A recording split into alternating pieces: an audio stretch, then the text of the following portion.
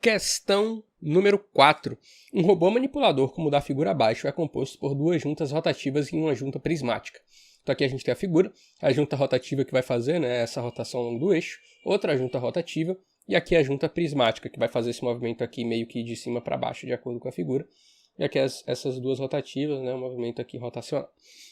Nesse robô, as juntas rotativas executam movimentos angulares em torno do eixo Z, e, portanto, sua posição é indicada em graus, JR1 para a junta rotativa 1 e JR2 para a junta rotativa 2, sendo que o sinal positivo indica rotação no sentido anti-horário. Bom lembrar disso. Então, sinal positivo, rotação no sentido anti-horário. A junta prismática executa um movimento translacional ao longo do eixo Z e, portanto, sua posição é indicada em centímetros, JP, de junta prismática, sendo que o sinal positivo indica deslocamento para cima. Além disso, o manipulador possui como ferramenta final uma ventosa, que pode receber os comandos acionar 1 ou desligar 0. A junta prismática, bom a gente até frisar isso daqui, a junta prismática posiciona a ventosa na altura adequada. Aqui a gente tem a linha de comandos do robô, ou seja, sempre que a gente for chamar a função position, ela vai ter a ordem JR1, JR2 e JP. O comando da ventosa ele é dado por tool ventosa. Aqui o range de valores para JR1, mesma coisa para JR2, para a junta prismática, os valores possíveis para a ventosa, né, aqui dentro de tool, 0 ou 1, e a posição inicial do robô, que é tudo zerado. Ou seja, creio que seja essa posição inicial aqui.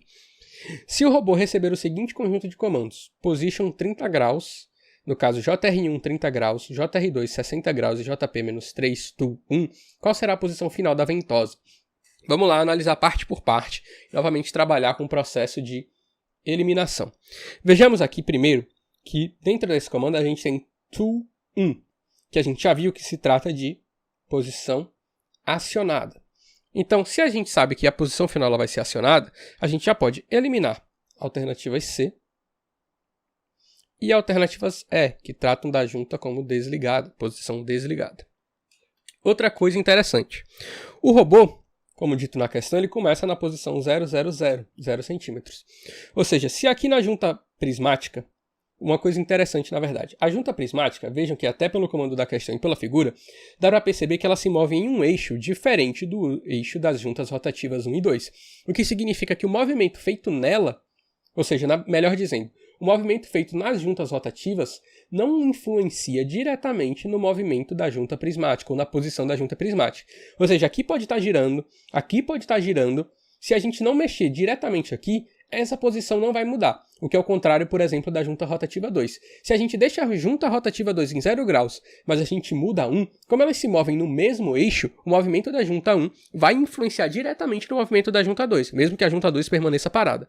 Aqui não. Aqui o eixo é diferente. Então elas podem mover o quanto quiser. Aqui não vai mudar, vai estar o mesmo valor, a não ser que a gente mude diretamente nesse eixo. Ou seja, se aqui começa como 0 graus, e aqui o comando é -3, isso significa então que ela vai estar novamente com -3 centímetros de posição final aqui, o atuador, a ventosa, né, por esse movimento da junta prismática. Então assim, a gente também já pode eliminar a D, que diz que é 2, e a letra A, que diz que é -2. E olha que só fazendo esse raciocínio, a gente já conseguiu descobrir que a alternativa correta é a letra B. Mas vamos lá agora achar quais são esses outros dois valores aqui e mostrar para vocês como é que a gente consegue chegar nisso. Primeiramente, vamos dar uma olhada aqui como é que é esse desenho, só que por cima. Ou seja, por cima, a gente tem o seguinte. Isso daqui representando a junta rotativa 1. Aqui a gente vai ter o primeiro eixo. Esse primeiro eixo, ele vai estar interligando a junta rotativa 1 com a junta rotativa 2. E aqui no final da junta rotativa 2, a gente tem a junta prismática. Aí aqui, pela questão, a gente vê o quê? O comprimento total da junta rotativa 1 é 8 centímetros. Para a junta rotativa 2, é 4 centímetros. Pronto. Agora vamos simular como é que vai ser esse movimento a partir aqui dessa ação. Ou seja, aqui a gente tem que a junta rotativa 1 ela vai se mover 30 graus. A questão diz que deslocamentos positivos, o sinal positivo indica... Cadê? Aqui, sinal positivo indica rotação no sentido anti-horário, ou seja, ela vai girar 30 graus no sentido anti-horário. Ou seja, se antes ela estava aqui, ela agora vai girar mais ou menos para cá. Fazendo o que a gente pode chamar de 30 graus com a horizontal. Com a vertical, melhor dizendo, né? Então aqui é como se fosse a linha paralela à linha vertical. Aqui ela faz 30 graus com a vertical. Como esse eixo aqui, esse braço aqui é o comprimento dela, a gente sabe que isso aqui equivale a 8 centímetros. Aqui a gente tem a parte que interliga com a junta rotativa 2, que por sua vez faz um movimento de 60 graus. Veja que assim, se a gente for considerar isso um processo, a gente primeiro faz esse movimento aqui de 30 graus da junta rotativa 1. E aí, por enquanto, a junta rotativa 2 ela ainda não teve movimento, então é como se ela ainda estivesse assim, ó. Ela ainda está reta, do mesmo jeito que ela estava aqui. A partir do momento que a gente faz esse movimento de 60 graus, o sinal está positivo, então também é no sentido anti-horário, ela então fica mais ou menos assim. Só que aqui, com um movimento de 60 graus. 60 graus em relação ao eixo, digamos assim, da junta rotativa 1, não, em relação ao seu próprio eixo, ao eixo da junta rotativa 2. Aqui vertical, 60 graus em relação à própria vertical dela, que seria essa daqui. E aqui, novamente, como é a extensão do braço, isso vale 4 centímetros. Com base nisso, já dá para ver de cara que a gente pode traçar aqui dois triângulos, retângulos, onde os valores de x e y, que são as coordenadas, que são as coordenadas da posição final da ventosa, em x, y e z que a gente já viu aqui que é menos 3, quem vai ser esse x? O x vai ser justamente o deslocamento dessa ventosa ao longo aqui desse eixo. Ou seja, basicamente, esse valor aqui. De quanto que ela deslocou assim.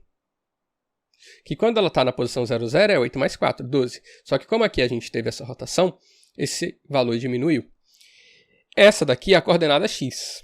A coordenada y vai ser justamente a variação de movimento aqui.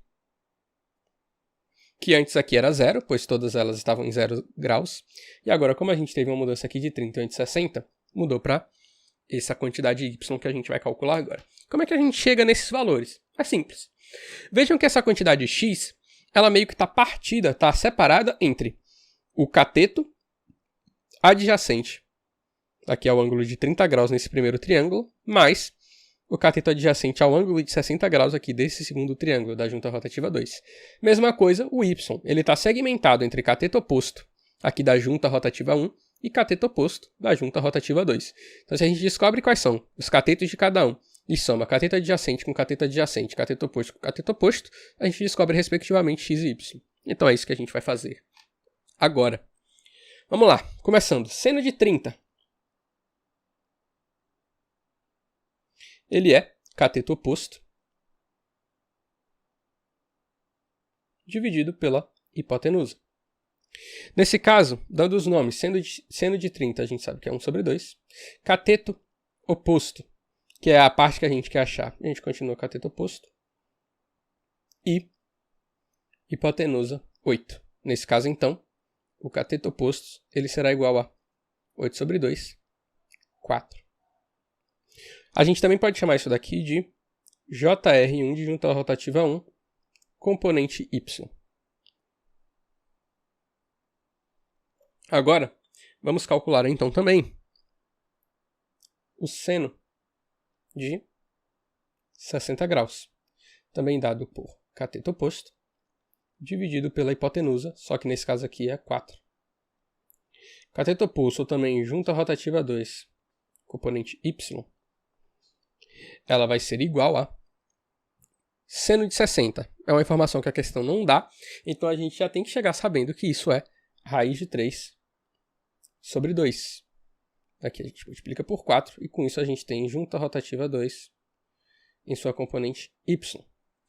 Raiz de 3, a questão diz que é 1,73, que você também pode aproximar para 1,7, para não ter que fazer tanto cálculo, mas aí sabendo que vai ter que aproximar no final, na hora de pegar as alternativas, mas no final das contas, isso dá então 3,46.